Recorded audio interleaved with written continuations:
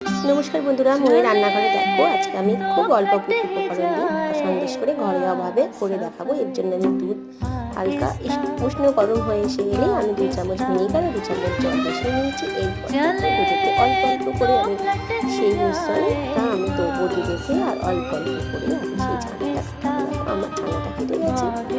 এরপর আমি ছানাতে জলটা ছড়িয়ে দেবো।